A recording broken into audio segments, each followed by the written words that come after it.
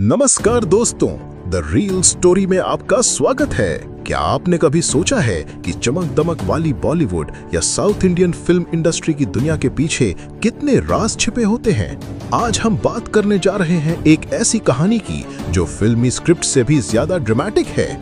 कल्पना कीजिए, एक खूबसूरत अभिनेत्री जो स्क्रीन पर लाखों दिलों की धड़कन है, लेकिन असल जिंदगी में सोने की तस्करी के जाल में फंसकर जेल की सलाखों के पीछे है। जी हाँ, हम बात कर रहे हैं कन्नड़ फिल्म इंडस्ट्री की स्टार रान्या राव की। ये कहानी ना सिर्फ चौंकाने वाली है, बल्कि भारत में सोने की तस्करी के काले कारोबार की हकीकत को उजागर करती है। तो चलिए इस जर्नी में हम डाइव करते हैं इस स्कैंडल की गहराइयों में, ड्रामा, सस्पेंस और रियल लाइफ ट्विस्ट्स के साथ।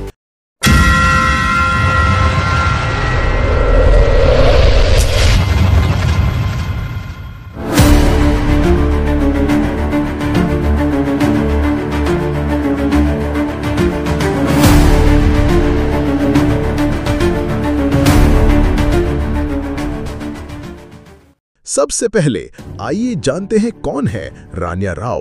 रान्या एक पॉपुलर कन्नड़ एक्ट्रेस हैं जिन्होंने कई हिट फिल्मों में काम किया है। लेकिन क्या आप जानते हैं वो एक सीनियर आईपीएस अधिकारी रामचंद्र राव की बेटी हैं, जो DGP directorate of civil rights enforcement के पद पर है। हाँ, ये वही रान्या है जिनकी जिंदगी ग्लैमर से भरी थी, रेड कारपेट, पार्टीज और इंटरनेशनल ट्रिप्स।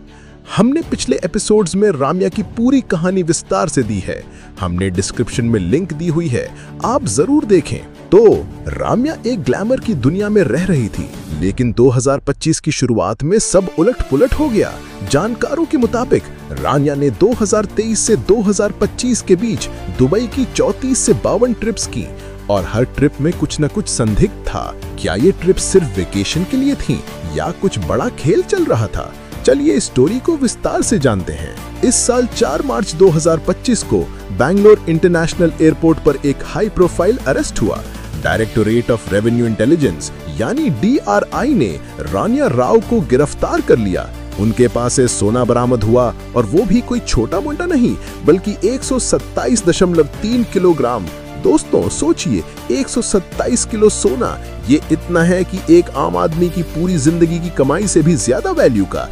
जांच में पता चला कि ये सोना दुबई से तस्करी करके लाया गया था, और रान्या अकेली नहीं थी, उनके साथ 3 और आरोपी थे, तरुण राजू, साहिल जैन और भरत जैन। कुल मिलाकर इन लोगों ने 324 किलोग्राम सोना तस्कर किया था। वाह, क्या स्केल है इस ऑपरेशन का।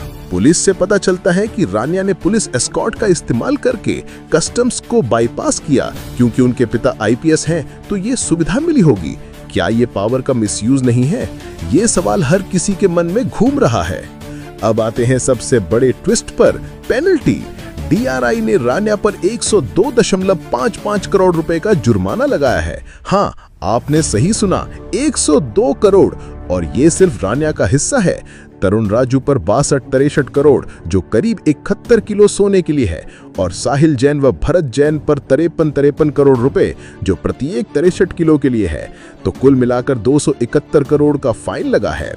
DRI ने एक कारण बताओ नोटिस भी जारी किया है। अगर ये पैसे नहीं भरे गए तो उनकी प्रॉपर्टी जब्त कर ली जाएगी। लेकिन दोस्तों, क्या ये इतना आसान है? एक सीनियर पुलिस अधिकारी के मुताबिक प्रॉपर्टी अटैचमेंट में महीनों लग सकते हैं, डॉक्यूमेंटेशन, लीगल बैटल्स, और रान्या ने तो अपने डिटेंशन को हाई कोर्ट में चैलेंज भी किया है।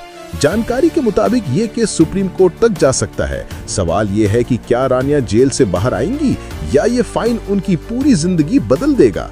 इस पर अभी सस्पेंस बना हुआ है। अब सवाल ये उठता है कि आखिर सोने की तस्करी इतनी बड़ी क्राइम क्यों है? दोस्तों, ये सिर्फ सोना चुराना नहीं है, बल्कि देश की इकोनॉमी को चोट पहुंचाना है।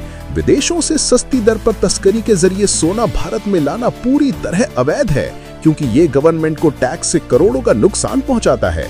कल्पना कीजिए, अगर सोना लीगल तरीके से इंपोर्ट होता तो कस्टम्स ड्यूटी, GST वगैरह से सरकार को रेवेन्यू मिलता, लेकिन तस्करी से ये पैसा ब्लैक मार्केट में जाता है। ये मनी लॉन्ड्रिंग को बढ़ावा देती है। क्रिमिनल्स अपने काले धन को सोने में कन्वर्ट करके छिपाते हैं, और हवाला नेटवर्क्स, वो अनऑफिशियल मनी ट्रांसफर सिस्टम जो बिना किसी रिकॉर्ड के पैसे ट्रांसफर करता है। सोचिए, ये पैसा क्रिमिनल सिंडिकेट्स को जाता है, ड्रग्स, टेररिज्म या दूसरे अपराधों को फंड करने के लिए। मार्केट पर भी इसका असर पड़ता है। स्मगल्ड गोल्ड सस्ता बिकता है क्योंकि टैक्स नहीं दिया जाता, तो लीगल ट्रेडर्स का नुकसान होता है।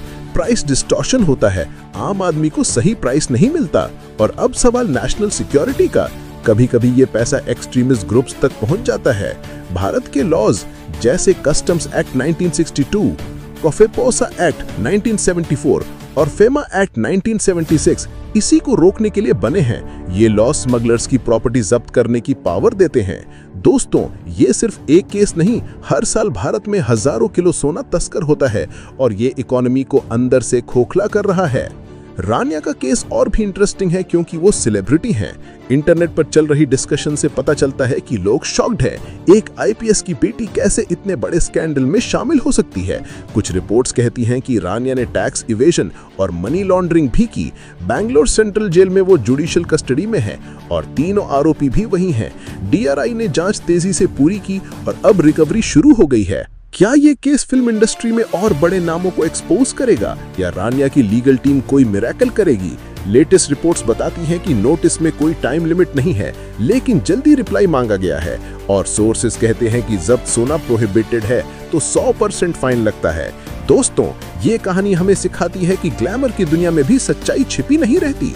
रानिया राव का केस एक वार्निंग है, चाहे कितना भी पावरफुल हो, कानून सबके लिए बराबर है। अगर आपने ये वीडियो देखा तो कमेंट में बताएं, क्या आपको लगता है कि रानिया निर्दोष हैं या ये बड़ा स्कैंडल है?